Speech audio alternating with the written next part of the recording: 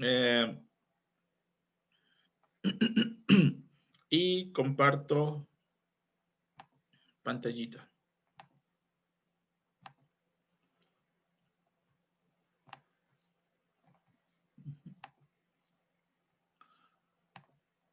Acá.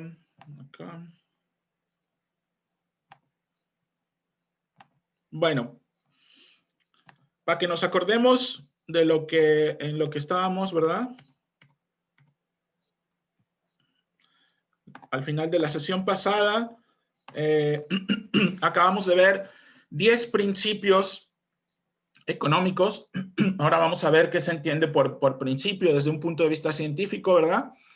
Pero de esos revisamos 10. En general, hicimos una primera aproximación a qué es un principio, ¿no es cierto? Dijimos que eran leyes fundamentales, leyes económicas fundamentales que ocurrían, espérenme,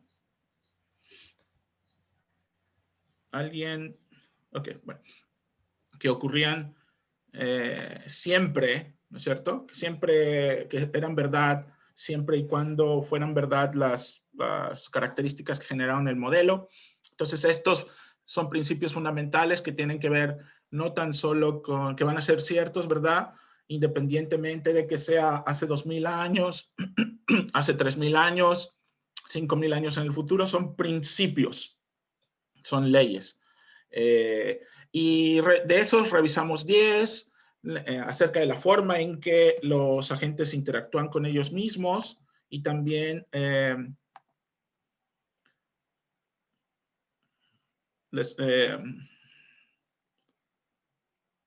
pediré intentaremos, les dije a las personas que vienen entrando recién, por favor, intentemos ser puntuales. Si la puntualidad es media laxa, es como latinoamericana, les dije yo, voy a abrir la sesión a las 11:20, cosa que ustedes tengan tiempo, ¿verdad?, de entrar y empezar en punto a las 11:30, porque cada vez que va entrando nueva gente, claro que la admito, ¿verdad?, pero como que me saca de onda y me distrae un poco cuando tengo que estar admitiéndola en medio de la presentación. Bueno, ok.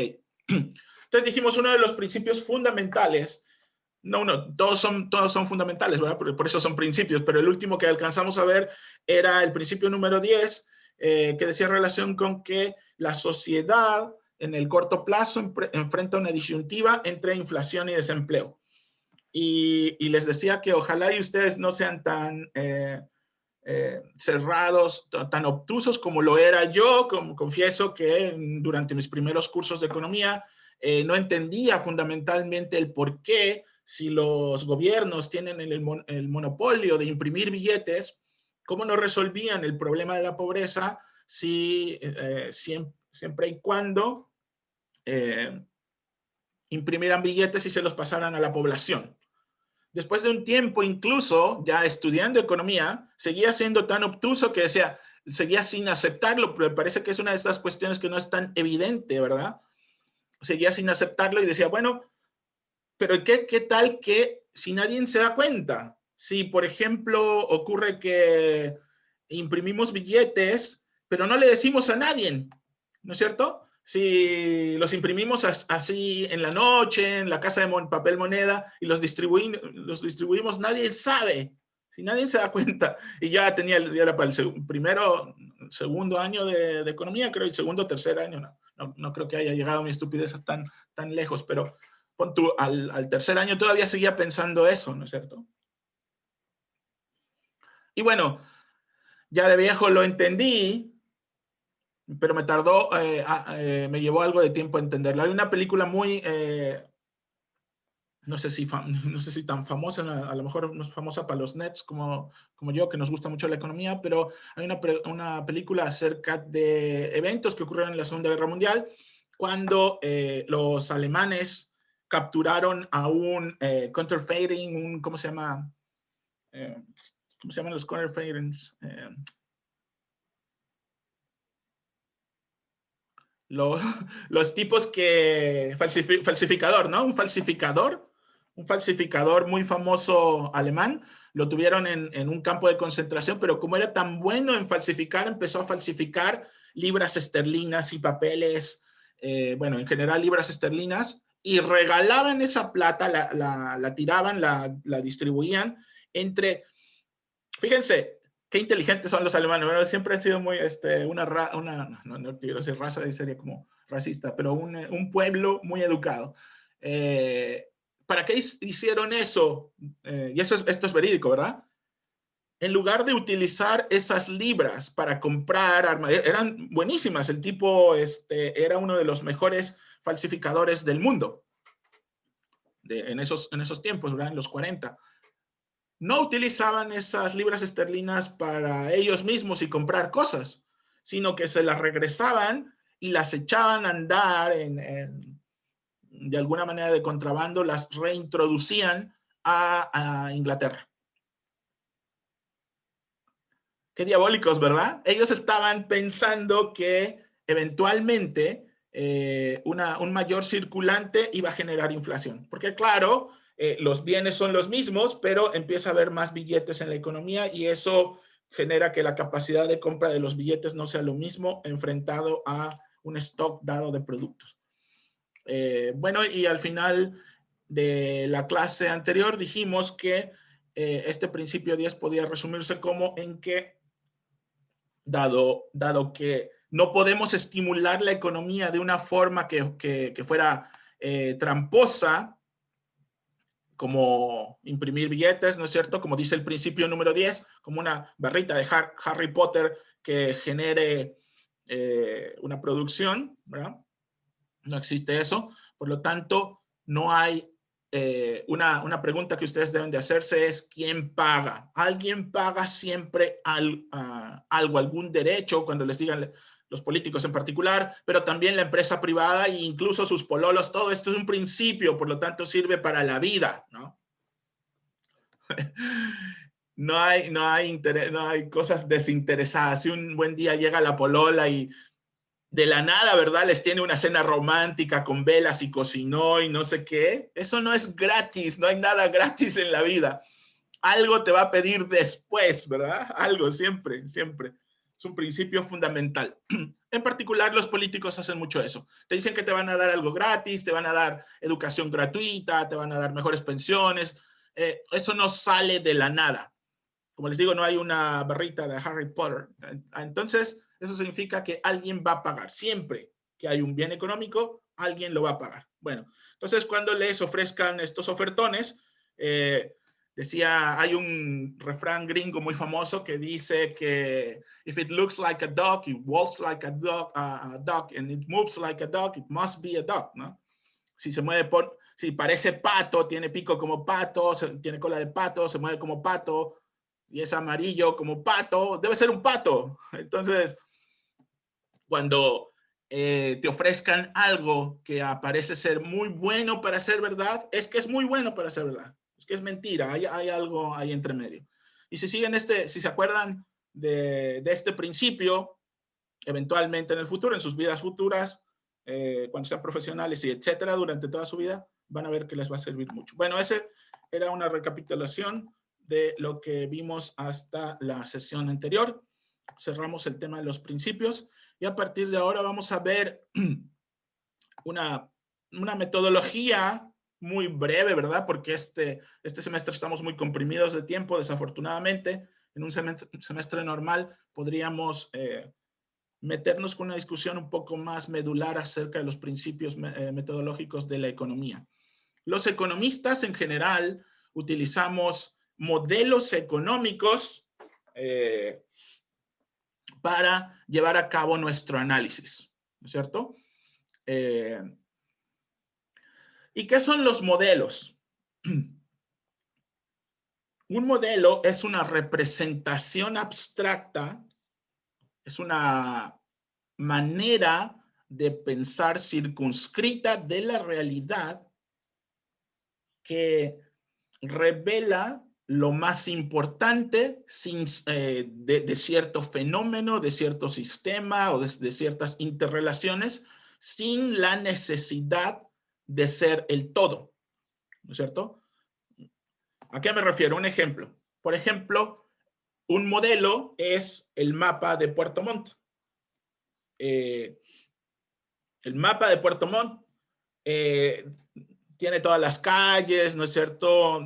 Señala los barrios, dice las avenidas principales, las calles, y si es muy detallado, como en Google, a veces hasta te da la señal de tránsito, ¿no es cierto?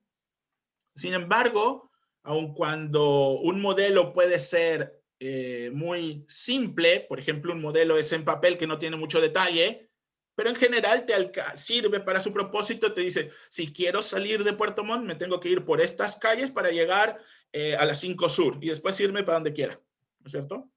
Aunque sea muy simple. Incluso si te hacen a veces un mapa en una servilleta, estás pidiendo instrucciones y te dice usted está acá, nada más sígase derecho, agarra 2 cuadras para allá y después, etcétera. Es un modelo muy simple.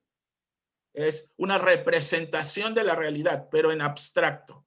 Después tienes un mapa de esos que venden en la Copec, muy bonitos, ¿no es cierto? Pero de papel, de todas maneras, es mejor que la servilleta, pero sigue siendo una abstracción. Después si te vas a Google Maps, que le puedes hacer zoom, cada vez muestra más detalle, y si te pones cuático puedes ver los layers, ¿no es cierto? Y también puedes ver el landscape, y puedes darle visión 3D, y puedes visualizar el radar y todo eso. Puedes incluso ver si va a llover o no va a llover. Es muy sofisticado, pero no es Puerto Montt. Lo único que es Puerto Montt es Puerto Montt. La única manera de hacer un modelo tan detallado y tan sutil como es Puerto Montt sería reproducir todo Puerto Montt en otro lado. Pero eso no nos serviría, porque a ese Puerto Montt ya lo tenemos acá. No nos serviría para orientar nuestro análisis de la ciudad y de la vialidad, etcétera, reproducir la ciudad de Puerto Montt. Entonces, para eso nos sirve, pero además, y sí lo podríamos hacer si quisiéramos, si estuviéramos locos como sociedad, porque ¿para qué vamos a desperdiciar tantos recursos en hacer exactamente, en recrear las condiciones de la ciudad? Podríamos hacerlo a lo mejor de manera virtual incluso. Pero eso no nos serviría porque sería igual de caro que crear la propia ciudad. Entonces, lo que queremos hacer es tomar decisiones, por ejemplo, de política, basados en un instrumento que nos guíe. ¿Algún instrumento que nos guíe?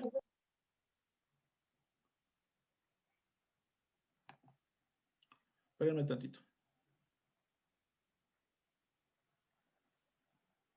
Quiero aprender, espérenme tantitito.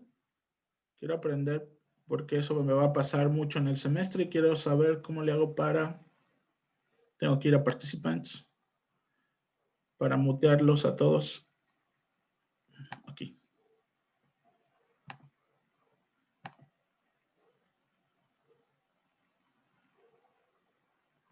Yes. Ahí están, todos en mute. Cuando quieran, eso, ya los puse a todos en mute, eso no significa que no puedan participar, ¿no? Nada más porque había unos ruidos que se estaban filtrando, pero si quieren participar, se dan un mute y participan, o levantan la mano y aquí me aparece una notificación, o me escriben por el chat y yo les respondo. Bueno, entonces, ¿qué es un modelo? Una abstracción de la realidad. Ojalá y fuera en términos de los modelos económicos, ¿verdad? Ojalá y fuese algo así como una ecuación, una serie de ecuaciones. Ahora vamos a ver unos ejemplos en particular de lo que les estoy hablando. Vamos a ver cómo se verifican los modelos y en general los modelos económicos, pero en general todos los modelos en la vida, en la ciencia en general, el método científico, en general hay dos maneras de verificar los modelos económicos o los modelos físicos o lo que fuese. Un método directo, un modo directo de verificación es como cuando nosotros cuidadosamente vamos construyendo el conocimiento a partir de axiomas. Decimos, este axioma es, como es un axioma, ¿verdad? Es self-evident, es evidentemente cierto que, por ejemplo, A sea igual a A. A es igual a A, por ejemplo.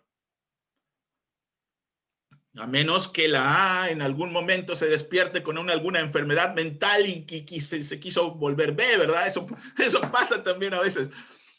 Pero no en lógica matemática. La A siempre ha sido A, no tiene trastornos psiquiátricos, no tiene dobles personalidades, no tiene una personalidad oculta que es Y. No, la A es A. Si es A, por lo tanto se sigue que A cuadrada es igual a A cuadrada, y que si A es igual a B, A más B es igual a B más A, etc. Esa es lógica matemática pura. Esa es una forma de validar nuestros modelos económicos.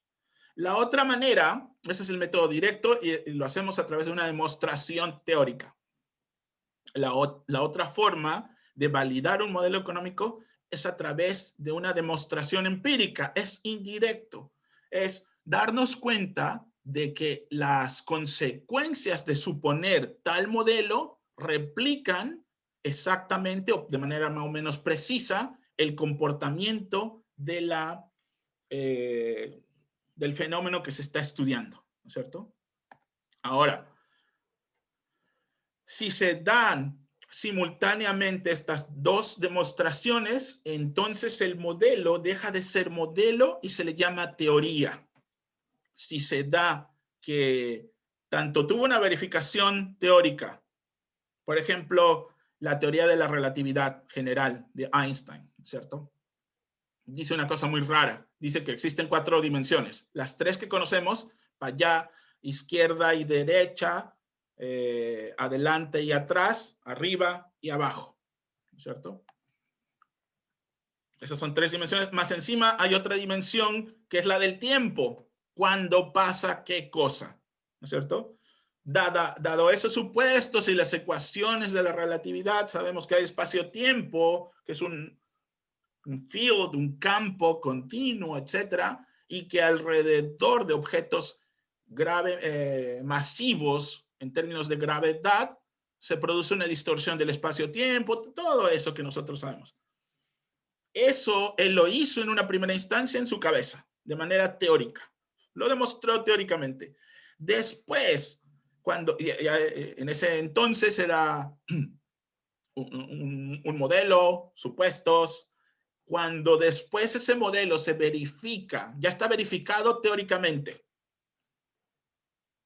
Y es por eso que le dieron, ¿quién lo verifica teóricamente? Otros físicos, no él. Muchos otros físicos leen su trabajo, sus papers, y decimos, no, pues esto es verdad.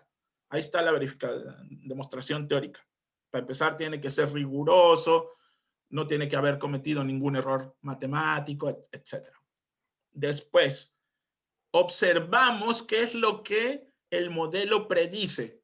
El modelo predice que la luz se curva alrededor de objetos gravitacionalmente masivos como el Sol. Hay una curvatura en el espacio-tiempo. Podemos observar eso, hacemos un experimento grande, como famosamente se hizo para demostrar la teoría de la relatividad, ¿verdad? Famosamente en el siglo pasado se fueron muchos científicos a verificar, eso se podía verificar cuando existía un eclipse solar, que la luz que venía de otras estrellas pasaba alrededor del Sol y se pudo verificar que esa curvatura existía. Ahí está una demostración empírica. Cuando eso ocurre, ese modelo deja de ser teoría y se vuelve, perdón, deja de ser modelo y se vuelve teoría. Y cuando una teoría es teoría, porque ha sido verificada tanto teórica como empíricamente, entonces sus postulados se vuelven principios o ley, es una ley, como los 10 principios que vimos anteriormente. Entonces esos 10 principios, por eso estoy tan seguro que son principios, porque pasaron una demostración teórica, después hubo una demostración empírica, entonces por lo tanto sabemos que se cumplen siempre, sí, se van a cumplir siempre, ¿no es cierto? Eso no significa que no podamos movernos. Famosamente Milton Friedman por ahí decía, por ejemplo, no importa que necesitemos las 2 demostraciones, lo único que importa es que la gente, porque nosotros estamos modelando, nosotros tenemos una ciencia mucho más difícil que los físicos, ¿verdad? Einstein no es nada en comparación con Paul Krugman o cualquier economista decente. Nuestro ámbito de aplicación es mucho más complejo porque Einstein trataba con objetos masivos, con el Sol, que siguen leyes particulares. La mecánica cuántica, Richard Feynman, Werner Heisenberg, todos ellos manejan partículas y las partículas también obedecen a leyes. El problema es que la economía, disculpen, trata con objetos, no con objetos, sino con seres humanos que tienen libre albedrío, que pueden hacer lo que se les pegue la gana. La física sería tan compleja como la economía si acaso la partícula tuviera libre albedrío y si un buen día dijera yo, en lugar de irme por acá, me voy a ir por allá, ¿cierto? Por lo tanto, como la economía es más difícil de trabajar en términos científicos, a veces, decía Milton Friedman, por ejemplo, basta con el modo indirecto, con una demostración empírica, con que un modelo más o menos describa cómo se comporta la gente. No importa, decía Friedman, si los supuestos del modelo son inválidos, no importa, con tal de que la gente se comporte así. Y eso, hemos llegado a hacer eso a veces, pero en el entendido de que una vez que descubramos un comportamiento equivocado, vamos a tener que corregir el modelo y que mientras tanto no tenemos teoría. ¿Qué características tienen los modelos económicos? Si no nos queda claro que es un modelo, más adelantito, unos slides más adelante, vamos a ver nuestro primer modelo económico, ¿no? ¿Qué características tienen los modelos? Tres en particular.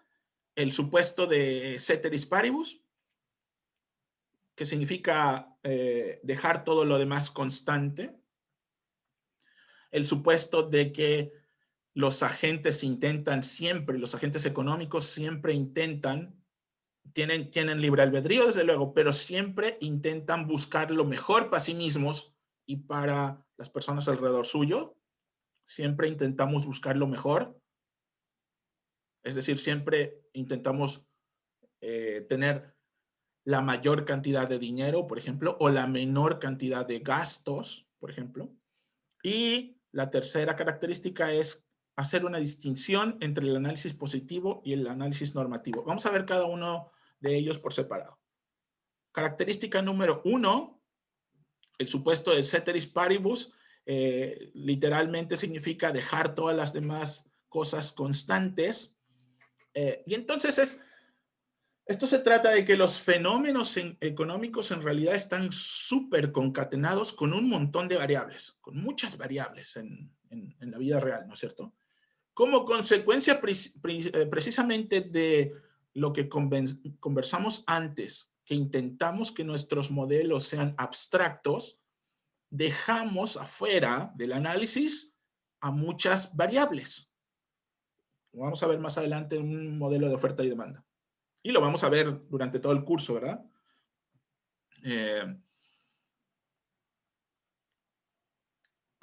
Por ejemplo, la cantidad demandada de cerveza depende del precio de la cerveza.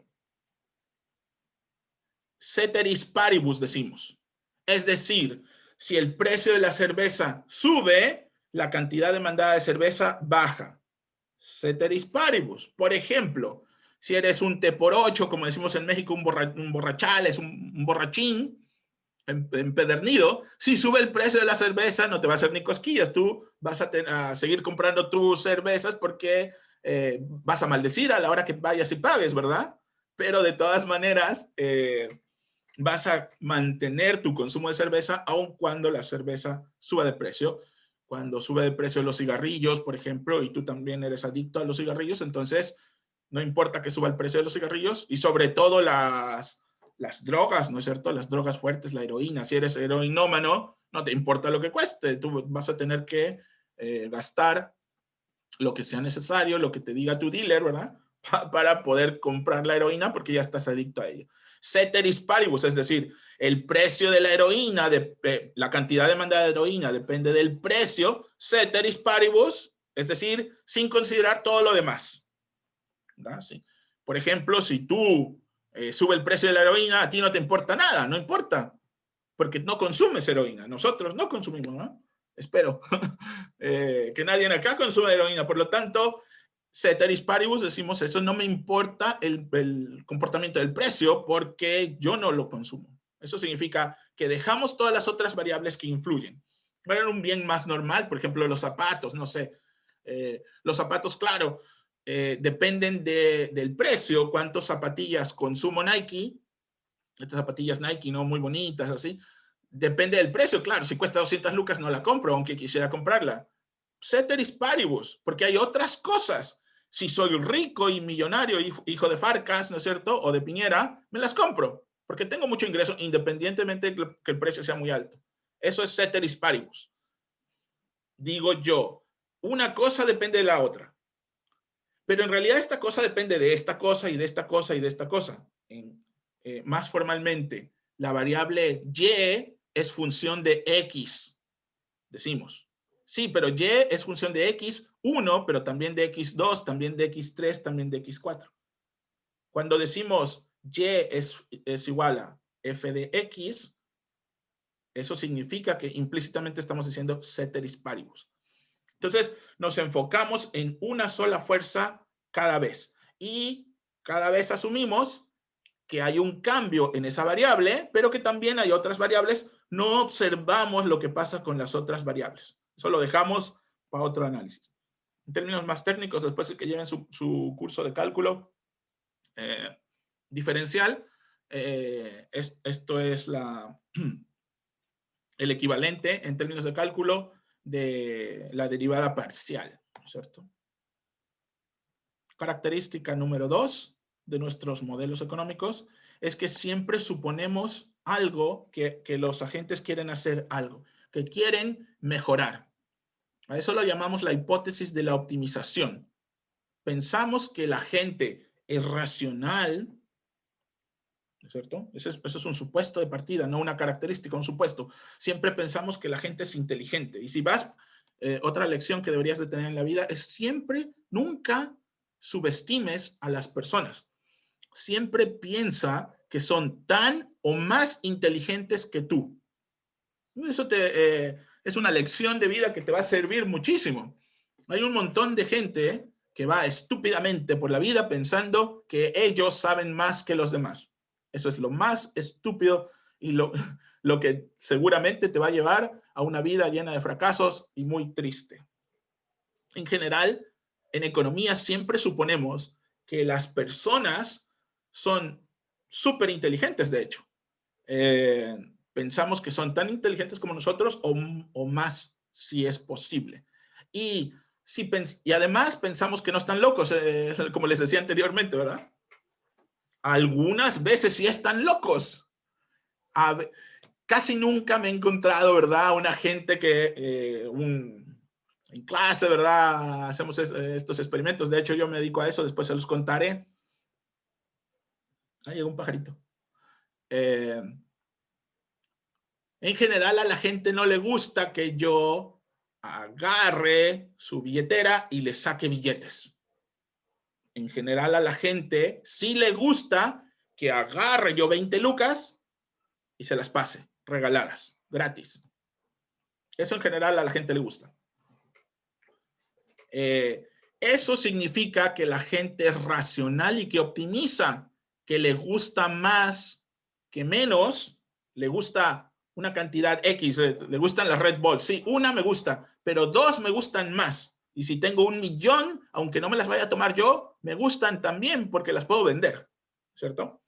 Siempre deseo más de un bien, o claro, de un bien económico, de un bien escaso, a menos que sea un mal. Si es un mal, deseo menos de él. Es decir, me paso la vida intentando o maximizar algo o minimizar algo. Por ejemplo, los agentes, nosotros, todo el tiempo estamos intentando maximizar nuestra felicidad. Queremos ser felices. Pensamos en microeconomía que la felicidad proviene, por ejemplo, de consumir. Entonces, consumimos más. Consumir lo que sea. Consumir educación, consumir bienes y servicios, cortes de pelo, ir al cine, es consumir todo lo que sea una interacción económica, significa consumo.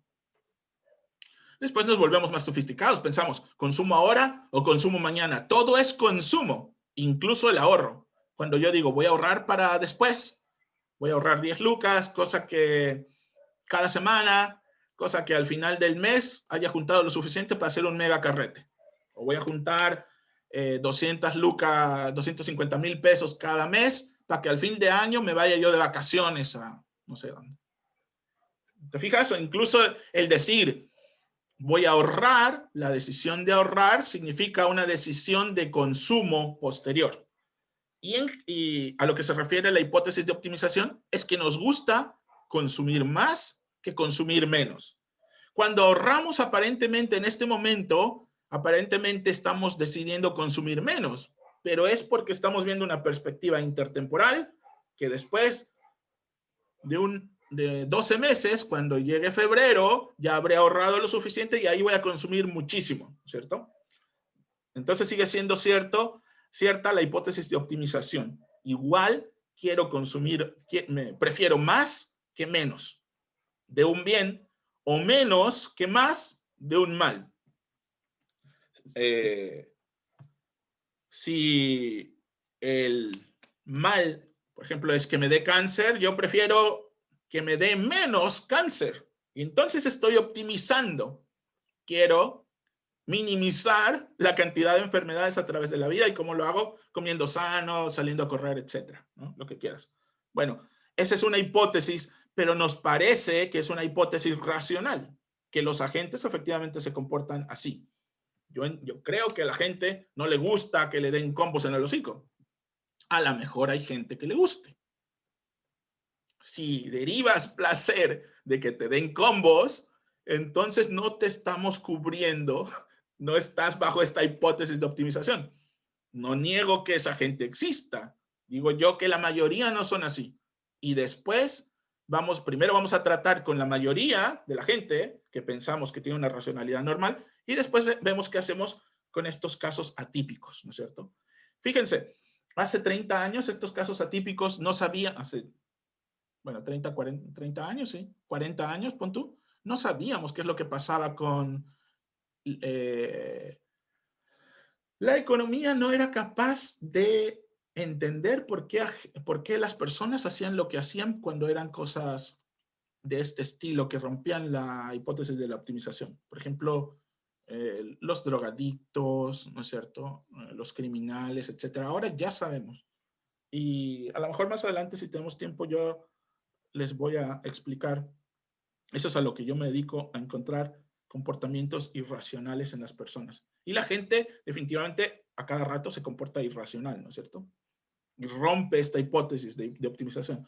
Pero lo importante es que con esta hipótesis alcanzamos a cubrir al 99, 98, 99% de la población, 95, depende de qué situación se encuentra. Entonces ya tenemos cubierta a una amplia gama de la población. Después levantamos el supuesto para poder cubrir a todo el resto de la población. Entonces, la hipótesis de la optimización es bacán, es espectacular porque como implica un comportamiento maximalista o minimalista, implica que podemos utilizar herramientas matemáticas muy precisas, que es precisamente la optimización matemática, digo yo. Podemos utilizar cálculo diferencial o incluso integral para poder hacer optimizaciones tanto estáticas como dinámicas. Y eso es lo que van a hacer durante todo su curso de microeconomía, que va a ser muy divertido. Ahí se van a querer jalar los pelos porque estamos resolviendo problemas que son básicamente los mismos problemas que resolvía la NASA para lanzar un cohete a la Luna. Entonces es como rocket science. Es muy divertido. Característica número 3 de los modelos económicos: la distinción entre análisis positivo y análisis normativo. Este tema es súper importante, chicos. Si ocurre que la gente se pelea en debates intelectuales, aun cuando sean muy sofisticados, a veces la gente, aunque sea muy inteligente, se le olvida, no hace la distinción entre un análisis normativo y un análisis positivo. Vamos a ver qué es un análisis positivo. Un análisis positivo es como de la ciencia positiva, es observar lo que es. ¿Qué es lo que pasa? Hoy día, ahora es de día. Ese es un hecho. Me está entrando la luz solar por acá, debe ser de día. Eso es positivo porque no le estoy asignando ninguna carga valórica, ¿cierto? Digo, nada más describo lo que es el estado del mundo actual. Un análisis normativo sería, chuta, qué injusto que es de día. Me gustaría que fuera de noche para carretear. Ojalá y fuera de noche. Lo que debe ser, eso es análisis normativo.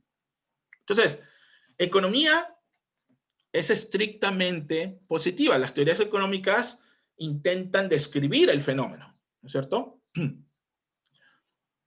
La teoría económica...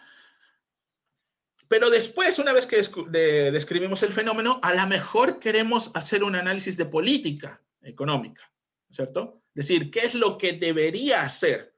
Eso es una teoría económica normativa y entonces describimos qué debería hacer. Por ejemplo, describir el mercado del trabajo en términos generales, nada más para descubrir qué es lo que ocasiona el desempleo, eso es un análisis positivo. Solamente estoy viendo qué variables generan desempleo. ¿Qué variables generan desempleo, por ejemplo? En este mismo momento, bueno, ya no me acuerdo qué es lo que pasó. La semana pasada estábamos discutiendo el aumento del salario mínimo, ¿no es cierto? El ministro de Hacienda salió y muy criticado por la izquierda dijo, este año el aumento del salario mínimo va a ser 0 pesos. Obviamente la izquierda se horrorizó, dijo, ¿cómo puede ser este tipo desalmado, maldito? Línchenlo. ¿Cómo se le ocurre que no aumente el salario mínimo? ¿No es cierto? Él estaba siendo normativo porque nosotros antes sabemos de análisis positivo que cada vez que aumentamos el salario mínimo generamos desempleo. Aumento mucho el salario mínimo, está bien. A los que tienen la suerte de ser empleados les va a ir bien porque va a subir su salario. Pero las personas que ahora mismo están desempleadas o no se va a generar, esto va a generar, ¿qué es lo que pensemos por un momento? Si tú tienes una microempresa que son las que generan la mayor cantidad de empleos en el país y ahora, o por ejemplo, pon tú que eres una ama de casa que quiere, pero profesional, que quiere salir al mercado laboral, pero tienes un par de hijos, la única manera en que puedes hacerlo es contratar una nana, ¿no es cierto? Pero si le pagas 300,000 pesos, bueno, está bien, pero si le tienes que pagar 350,000 pesos, ahí te la piensas 2 veces. A lo mejor tomas la decisión de no contratar a la nana que querías contratar. Eso es desempleo. Entonces, cuando sabemos de análisis normativo, sube el salario, baja el empleo. Es decir, aumenta el desempleo. Aumenta el desempleo. Cuando el ministro dijo, en estas condiciones la economía está cayendo, ¿no es cierto? Deberíamos de aumentar el salario mínimo en 0. Esto ya era un análisis normativo. Eso es lo que debería ser. Entonces, para resumir, una teoría económica positiva dice lo que es. ¿Qué es lo que pasa? La neta, ¿cierto? Una teoría económica normativa dice lo que debería ser, cómo debería ser el mundo, ¿cierto?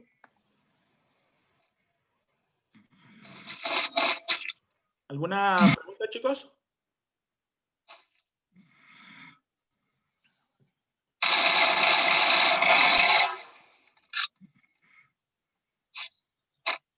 Creo que tiene el micro prendido.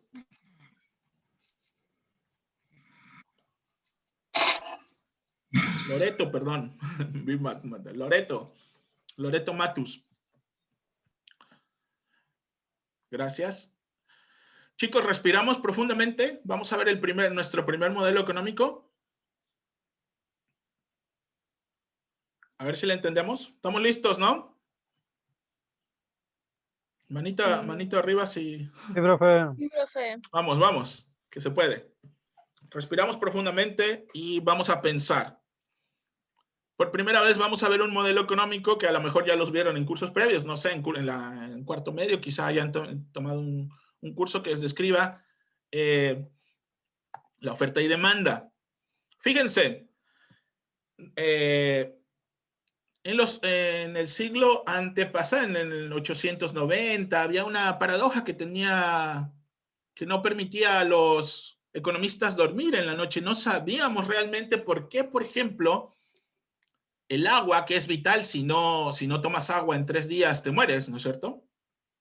Tiene un valor muy bajo. Y los diamantes, que no sirven para nada más que para lucirlos y reflejar la luz, ¿verdad? Tienen un valor muy alto. Entonces, no éramos capaces de decir por qué puede ser que una cosa que es tan inservible tenga un valor tan alto y una cosa que es tan útil y esencial tenga un valor tan bajo, ¿no es cierto? Entonces no sabíamos hasta que por ahí del 880, en 1880, 70, Alfred Marshall demostró por primera vez que es la valoración, la interacción entre las fuerzas de oferta y demanda la que determina el valor de una cosa, ¿cierto? No hay un valor intrínseco de las cosas, como decía Carlos Marx, ¿no? Marx. O sea que todas las cosas valen intrínsecamente por el trabajo, por el sudor y la sangre que tienen que derramar los trabajadores del pueblo. Eso decía Marx. Por otro lado, pero siguiendo el análisis de Marx, no podíamos explicar este tipo de paradojas. Entonces Alfred Marshall dijo, bueno, debe ser que el valor de las cosas está determinado por otras variables, no por el sudor y la sangre de los trabajadores, debe ser por otra cosa. Y claro, si te esfuerzas mucho en producir un bien, ¿no? Aunque se lleve 20, 40 horas de trabajo arduo de los trabajadores y sudor y lágrimas y sangre de los trabajadores, pero si nadie lo compra, ¿cuánto vale esa cuestión? Vale 0, ¿no es cierto? Entonces, él por primera vez hizo el siguiente modelo. El modelo que el precio de las cosas depende tanto de cuán escasa es esa cosa, cuánto se ofrece en el mercado, es decir, la oferta, y también de qué tan apetecido es ese bien en el mercado, de la demanda. El valor de las cosas depende de 2 fuerzas fundamentales, de la oferta y de la demanda.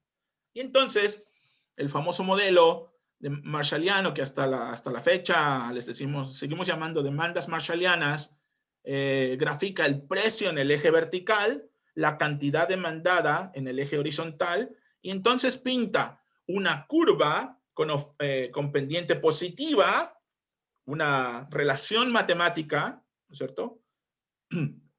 Una función de precio en función de cantidad, en realidad es al revés, pero no los voy a confundir. Eso lo verán más adelante. Una función que relaciona el precio en función de la cantidad demandada, pendiente positiva, y se le llamó S, oferta. La curva de oferta va para arriba, es decir, su primera derivada es positiva, es decir, tiene una tendencia creciente, porque para poder producir más cosas me cuesta más, necesito más recursos, ¿no es cierto? Mis costos aumentan. Si produzco una unidad, nada más requiero cierta cantidad de insumos, pero después si quiero producir más unidades, necesito más insumos y por lo tanto va a ser más costoso. Por eso la curva de oferta tiene pendiente positivo. Ok, ahí está la oferta. Por otro lado, la demanda.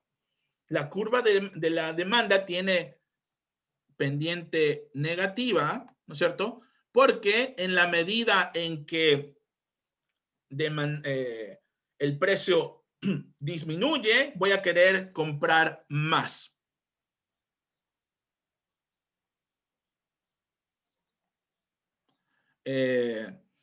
Una interpretación de la demanda, ¿ok? Suponte tú que el precio normal de la cerveza, y dale con la cerveza, ¿verdad? No ocupo tanto el ejemplo de la cerveza porque sea un alcohólico, ¿verdad? Es porque entiendo que, más bien porque entiendo que a ustedes les gusta mucho eso. si el precio normal de la cerveza fuese, pon tú,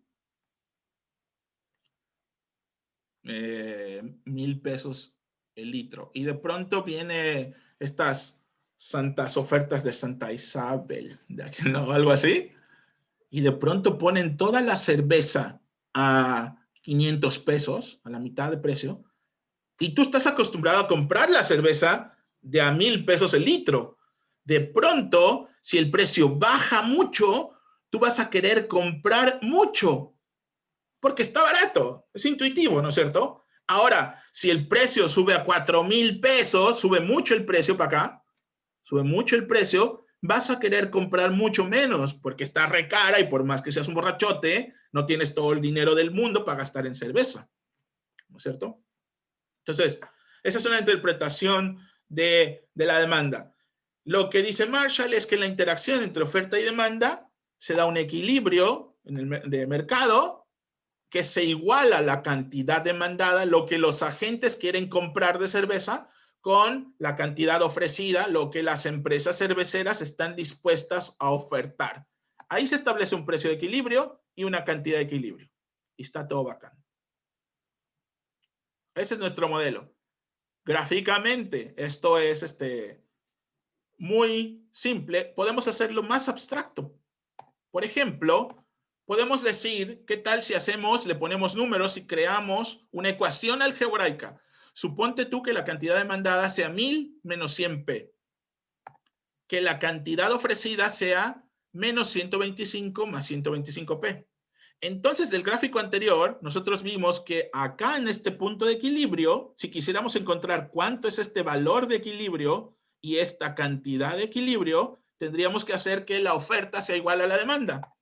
Pues hacemos eso, ponemos la condición de que la cantidad demandada sea igual a la cantidad ofrecida, es decir, que QD sea igual a QS.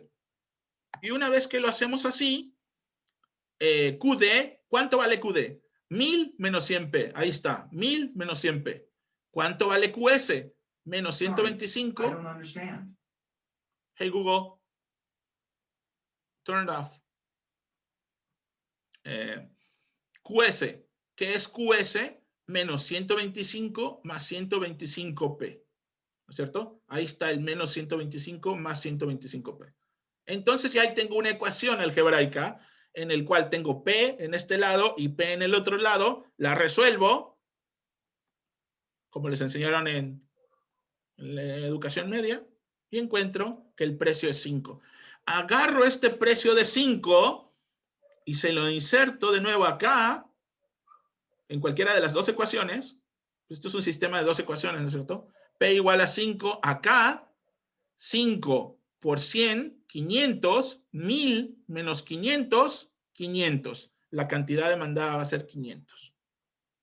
Si inserto este precio de 5 acá, va a ser lo mismo. P5, 125 por 5, 625. Menos 125, 500. No importa en qué ecuación inserte el precio de equilibrio, la cantidad de equilibrio va a ser 500. Y ahora ya sé que el precio es 5, la cantidad es 500. Te van a hacer muchos ejercicios de estos en ayudantía.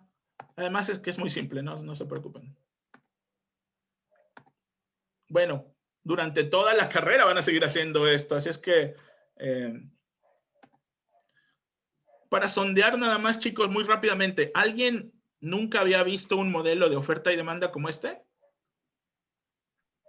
Yo no lo había visto, pero Nunca es simple de comprender, ¿no? Pero se entiende. También Sí, lo es habían simple de comprender. mencionado, pero no era como que lo habíamos visto como materia así como lo estamos viendo ahora, sino como que lo mencionaron. Ok. Bueno, no se preocupen, chicos. Nada más era como para sondear. Si lo habían visto, nunca lo habían visto. De todas maneras, es un curso de introducción. Lo van a ver ahora, en ayudantía. La próxima ayudantía van a hacer ejercicios. Pero esa es la mecánica. Vamos a hacerlo un poco más complicado. Porque esto está muy simple, ¿no? Vamos a hacerlo un poco más abstracto. El modelo anterior es bacán porque me permite encontrar las cantidades que vacían el mercado, es la cantidad de equilibrio del mercado, el precio de equilibrio del mercado. Pero podemos hacerlo un poquitito más abstracto. Supón tú que en vez, acuérdate que antes teníamos que la cantidad demandada era 1000 menos 100p. Pero este 1000 es un número, lo puedo sustituir por una constante, ¿no es cierto? Es una constante. Este 100 también es una constante, este 125 es una constante y 125 es una constante. Y P es una variable. Podemos hacerlo más abstracto si decimos que en general, suponte tú, que Q, la cantidad demandada, es igual a A más B por P. ¿No es cierto? Igual que antes. Nada más que ahora este 1000 es A y este 100 es B. Y le voy a llamar C a este menos 125 y D a este 125. Entonces puedo decir, la cantidad demandada, en vez de ser la ecuación anterior, es A más BP. La cantidad ofrecida es C más DP. Más, no importa que tenga un menos antes, ¿verdad? Porque ese menos va a ir adentro de la C de acá. En equilibrio, seguimos la misma lógica que antes. Hacemos que QD sea igual a QS. QD es igual a QS. ¿Eso qué significa? Que A más BP va a ser igual a C más DP. Entonces, esta es una ecuación igual que la anterior, un poco más abstracta, no importa. Ahora, despejo P. Despejo P. Y al despejar P, la P estrella me da que A menos C es igual a D menos B. Si sustituyo todos los valores anteriores, A igual a 1000, B es igual a menos 100, C es igual a menos 125 y D es igual a más 125, y los pongo en esta ecuación de equilibrio que encontré, en este resultado de equilibrio, me va a dar otra vez que P es igual a 5. Si quieren hacerlo en casa para que vean eso, obviamente es así porque es álgebra, ¿no? Una álgebra muy simple.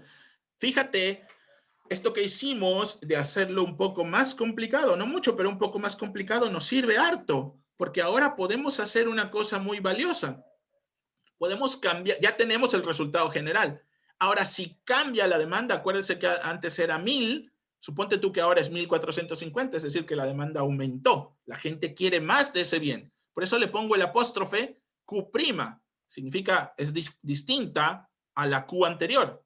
Es una cantidad demandada, pero distinta a la anterior. Cambió la demanda. Y ahora intento encontrar ese equilibrio otra vez. Me va a dar que el P subió a 7 y que la cantidad subió a 750. Pero acá tuve que hacer otra vez todo el álgebra y no me tardé tanto, pero me tardé 3 o 4 minutos en lo que ahora los estoy presentando. Pero si ustedes lo hacen en un cuaderno, se van a tardar un poquitito en lo que encuentran la solución. Pero ¿qué tal si la cantidad vuelve a... Vamos a ver la representación gráfica. Este es el equilibrio original. Esta es la demanda, 1000 es más 100, menos 100D. Esta es la oferta, menos 125, ¿no es cierto? Más 125 de P. Encontramos este equilibrio. Al principio, cuando la demanda era de 1000 menos 100P. Ahora, suponte tú que la demanda es 1450 menos 100P. ¿Qué pasó? Que la demanda se desplazó, se incrementó. Tenemos más demanda. Cuando aumenta la demanda, ceteris paribus, es decir, sin que cambie la oferta, aumentó la demanda, ceteris paribus, un incremento en la demanda genera un incremento tanto el precio como en la cantidad de equilibrio. Entonces, cuando aumentamos la demanda, aumenta el precio y aumenta la cantidad de equilibrio. Si la demanda bajase porque la gente no tiene dinero, como en estos momentos la gente está desempleada, no tiene muchos ingresos, la demanda baja, la demanda se iba a trasladar acá, ¿no es cierto? ¿Y qué iba a pasar? Que iba a bajar el precio. ¿Por qué iba a bajar el precio? Porque la gente ya no tiene dinero para comprar los bienes y los empresarios van a tener que bajar el precio para incentivar a la gente a que compre. baja el precio y baja la cantidad de equilibrio. Si la demanda disminuye. Ceteris paribus. ¿Qué significa ceteris paribus? Dejando la oferta constante. Si dejamos la oferta constante. Porque bien puede pasar que se mueva todo en el mundo, y en el mundo eso pasa, ¿verdad? Se mueve esto, se mueve aquello, se mueve todo al unísono. Pero para que nosotros podamos hacer el análisis, primero analizamos una cosa, después, como decía el presidente, ¿verdad? Decía, una cosa es una cosa y otra cosa mariposa. Y todo el mundo decía, ah, el Piñera C, ¿no? Lo que estaba diciendo el presidente es ceteris paribus, ¿verdad? Una cosa es una cosa y otra cosa mariposa, decía, manteniendo todo lo demás constante. Otro fenómeno que normalmente, bueno, que van a ver en ayudantía, a ver, ¿alguna pregunta sobre el modelo de oferta y demanda?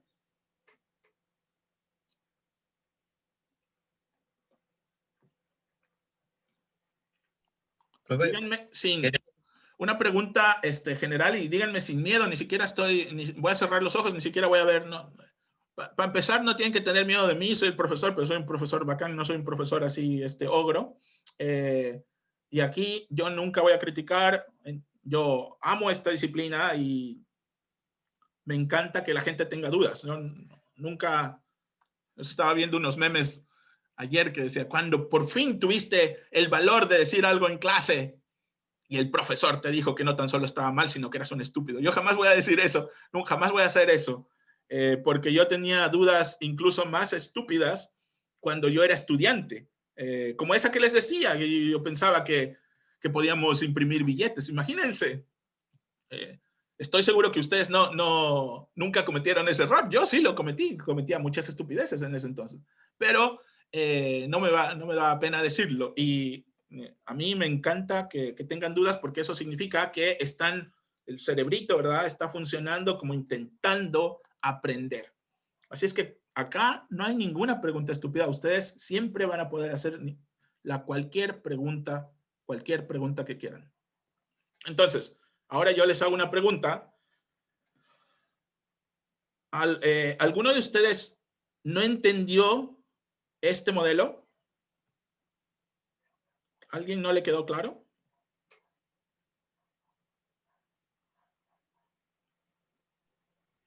A mi profe. Ok. Profe, Dígame. no, yo no lo entendí. Ok.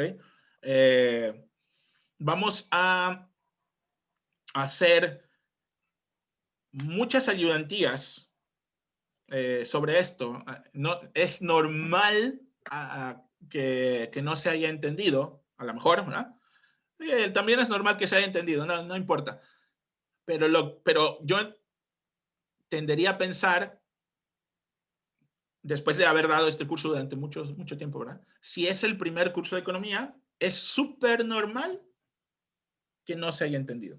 Así es que no se preocupe, lo que le voy a decir es que no se preocupe, está bien, y vamos a seguir haciendo ejemplos durante todo el semestre. Y vamos a tener ayudantías sobre esto muchas veces. Así es que no se apure. Esto va a quedar grabado en video, como todas las otras clases. Y si puede, échele una repasada después en YouTube. Les recomiendo que me pongan a doble de velocidad o a 1.5 de velocidad, porque luego hago demasiados comentarios que se comen el tiempo y a veces la gente está ocupada.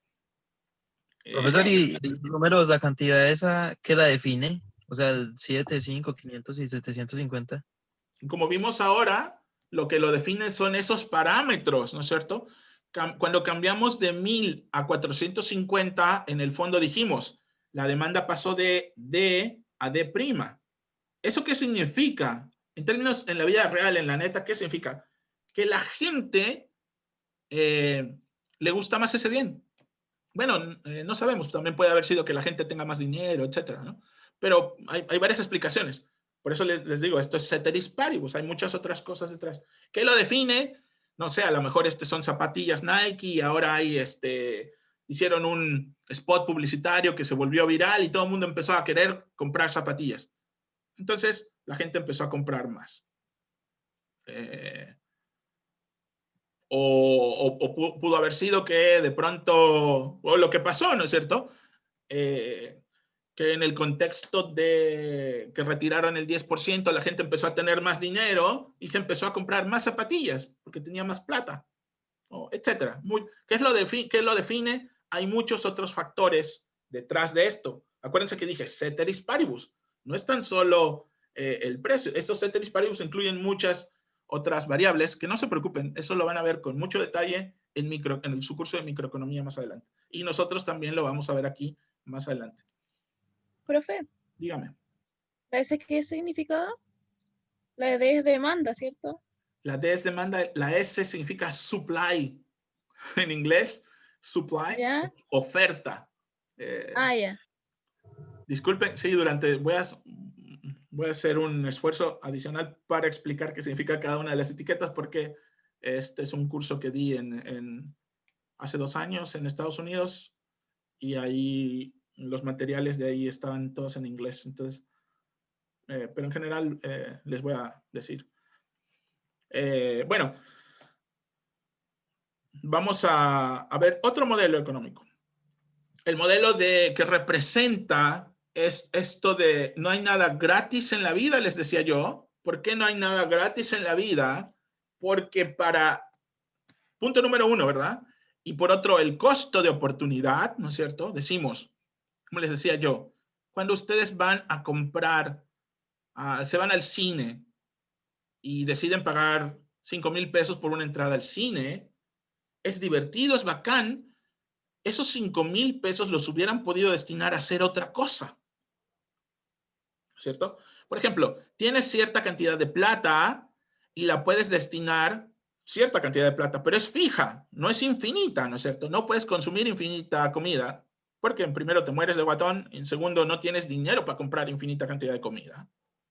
Y también puedes comprar ropa, por ejemplo, pero una cantidad limitada de ropa, porque no tienes todo el dinero del mundo. Entonces, cuando tú repartes las cosas, que es la disyuntiva social que les decía cuando decía, no hay nada gratis en la vida, sí hay un programa, por ejemplo, de educación gratuita, educación universitaria gratuita, aparentemente es gratuita, decía, no hay nada gratis en la vida, porque los recursos son limitados. Cuando el gobierno se gasta esa plata en pagar educación gratuita, esta plata ya no está, ya desapareció. Y como no hay una varita mágica para crear plata, esta plata que desapareció porque se pagaron los costos de colegiaturas, ya no está disponible, por ejemplo, para hacer hospitales o para pagar pensiones o para pagar más beneficios a los empleados o para construir carreteras o más alumbrados, etc. Esa plata se gastó ya. Entonces esto significa que las sociedades, si destinasen todos sus recursos a hacer algo, podrían producir muchísimo. Si yo todos los recursos de la economía los destinara a puro producir comida, podría producir muchísima comida. Pero como todos los recursos, todo el trabajo, como pasaba en el antiguo Egipto, ¿no es cierto? A veces gastaban muchos recursos entre producir comida y producir pirámides. Las pirámides, para construir las pirámides de Egipto, imagínate, se tardaban 20 años en construir cada pirámide. Pero miles y miles de trabajadores, ¿no es cierto? Entonces, si la economía se pusiese una meta, voy a decir, pon tú, soy completamente obtuso, lo que quiero es todos los recursos de la economía, todos nosotros, yo en vez de dar clases, me voy al campo, que eso hizo China, ¿verdad? Con Deng Xiaoping en la Revolución Cultural, dijo, toda la gente se va al campo, ahora la gente se está muriendo de hambre, todos se van al campo a producir comida. Eso pasó, eso fue la neta, pasó en este mundo llamado Tierra. Eso ocurrió. Y la gente, profesores universitarios como yo, los agarraron y dicen, tú no vas a dar clases, tú te vas al campo a producir comida. Y si todos los recursos se destinan a producir comida, el país puede producir una cantidad exorbitante de comida, mucho. Pero como ya todos los recursos están comprometidos para producir comida, ya no puedes producir otra cosa. Suponte tú que lo único que se produce en este país es comida y ropa. Eso es todo lo que se puede producir. Si destinas todos los recursos para producir comida, ya no te queda nada de recursos para producir ropa. Entonces, ¿cuánto produces de ropa? 0. Pero produces muchos cientos mil, chorrocientos unidades de comida. Ahora puede ser que seas igual de obtuso y digas, no, ahora soy fashion, soy Italia, no, voy a producir ropa nomás. La comida no me importa. Esto pasó en Argentina, ¿verdad? Eso, increíble. En Argentina, durante la época de la Rúa, y los argentinos son facheros, ¿verdad? Les gusta mantener la pinta, son pintosos y todo. Preferían seguir comprando ropa aunque no comprasen comida. Y durante la Rúa hubo unos índices de desnutrición. Los índices de desnutrición en Argentina aumentaron. Porque la gente andaba igual bien vestida y todo, ¿no? Seguían comprando. Dale. Y también tienen una tasa igual de anorexia. Tenían una tasa alta de anorexia en la gente. Sí, sí. Bueno, nosotros no estamos mejor, tenemos una tasa de obesidad. Sí. No, pero igual eso implicaba ¿cómo se llama? Era por la sociedad que llevaban, pues lo flaco era estar estéticamente bonito. Exacto, ¿no? Eso les digo. ¿De qué depende en dónde produzcamos acá de la frontera de posibilidades de producción? Depende de las decisiones de cada país, pues. A lo mejor en otro lado, en México, te aseguro que la gente en una situación de crisis, lo que menos deja de comprar es comida. Nosotros seguimos comiendo como desgraciados, ¿verdad? No nos vamos a ver pintosos ahí como pero porque es un sincretismo social, es decir, ¿cómo se me fue la palabra? Es una preferencia social, ¿verdad? Es se me fue la palabra. Bueno, pero es que en eso Argentina significa... igual era todo muy a la vista, pues todo el hecho de que estar bien vestido era mejor que arreglar tu casa. Exactamente. Bueno, entonces, una sociedad como esa, como la Argentina durante de la Rúa, prefería gastar en comida gastar en ropa que gastar en comida, ¿no? Y bueno, esa decisión en dónde te quedas de la frontera de posibilidades de producción, eso significa que hay recursos finitos, y que si decides producir más de algo, vas a producir menos del otro. O si decides producir más de lo otro, tienes que producir necesariamente menos del algo, ¿no? Entonces, si produces mucha comida, produces poca ropa, pero si produces un poquito menos de comida, aquí lo tengo graficado. Si estoy produciendo este nivel de ropa, ¿qué nivel de ropa? 3 unidades de ropa y 10 unidades de comida. Por lo tanto, en ese punto, el costo de oportunidad lo medimos como lo que dejo de producir. El costo de oportunidad de la ropa, el costo de oportunidad de la ropa es cuánta comida dejaría yo de producir si acaso decido aumentar la producción de ropa de 3 a 4. Este costo de oportunidad aumenta dependiendo de qué tan escaso sea el bien. Por ejemplo, aquí la ropa es escasa. Estoy produciendo 3 unidades de ropa nomás. Si decido producir un poco más de comida, tengo que renunciar a producir ropa. Pero como estoy produciendo muy poquita ropa, el costo de oportunidad de la comida es relativamente bajo en términos de comida, porque yo como sociedad necesito un poco más de ropa.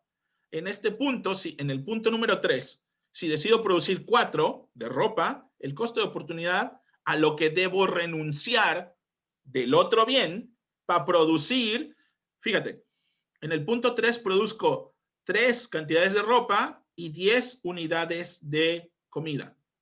Si tengo que tomar la decisión de aumentar la producción de 3 a 4 de ropa, puedo hacerlo, pero sin embargo voy a tener que dejar de producir comida. ¿Cuánto? Medio kilo. ¿Por qué? Porque voy a pasar de producir 10 kilos de comida cuando producía 3 unidades de ropa a 9.5 unidades de comida cuando produzco 4 unidades de ropa.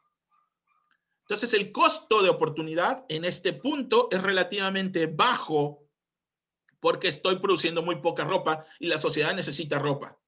Es relativamente bajo también porque estoy produciendo mucha comida y entonces como ya es abundante la comida, ya no importa que pierda un poquito. Sin embargo, acá, ponte tú a pensar, el costo de oportunidad de la ropa es mucho más alto. Producir una unidad adicional de ropa, dado que ya estoy produciendo 12 unidades de ropa, ¿no es cierto? Y quiero seguir produciendo más ropa, como en el caso argentino, ¿verdad? Pasar de producir 12 de ropa a 13 de ropa, ahora es muy alto, es muy costoso. Ahora significa que tengo que renunciar a producir 2 unidades de comida, mucho más que antes. Es decir, el costo de oportunidad de la ropa aumentó. ¿Y por qué? Porque en este punto ya estamos produciendo mucha ropa. Ya es estúpido seguir produciendo más ropa. La ropa ya es abundante. Lo que es escaso es la comida, ¿cierto? Entonces, el costo de oportunidad de la ropa es lo que tengo que a lo que tengo que renunciar de producir en caso de que yo quiera aumentar la cantidad producida de ropa. Por lo tanto, el costo de oportunidad de la ropa es un número en función del otro bien. Es cierta unidad de comida. ¿No es cierto? Chicos, me estoy tomando más tiempo del que les prometí. Estoy en el límite.